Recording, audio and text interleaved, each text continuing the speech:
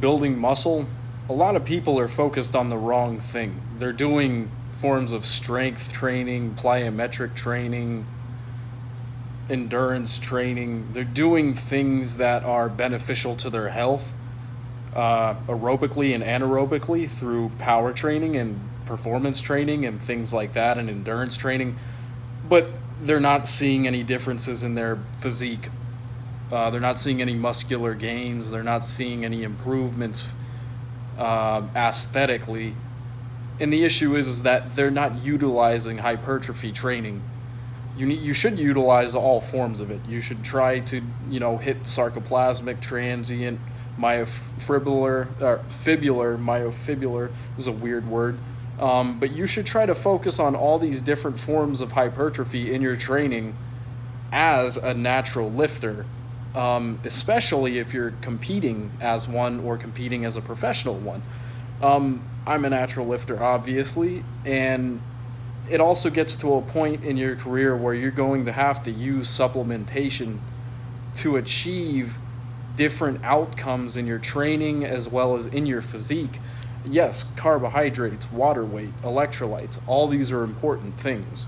These are all natural things you can get through eating and drinking foods and things of all sorts that come through nature. But at the same time, there's people who are at a higher level in bodybuilding, especially natural bodybuilding.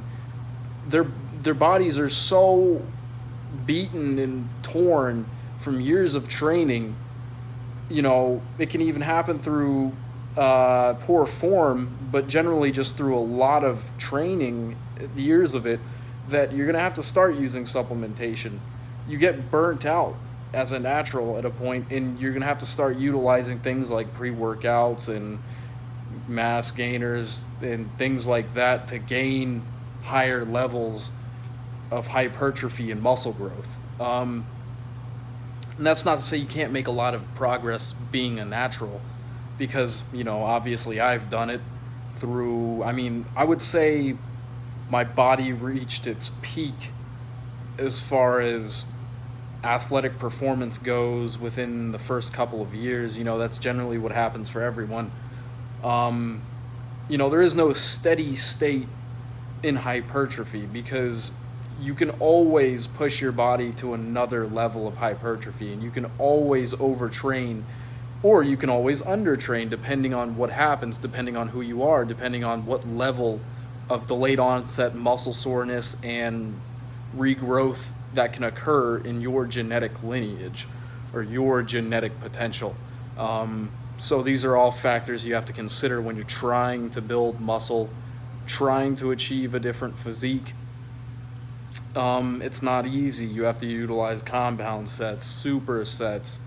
You have to utilize concentric and eccentric isometric movements, isolation. You have to, it's very scientifically progressive, and you have to utilize progressive overload as well, through periodization in whatever muscle building program you're trying to utilize for yourself.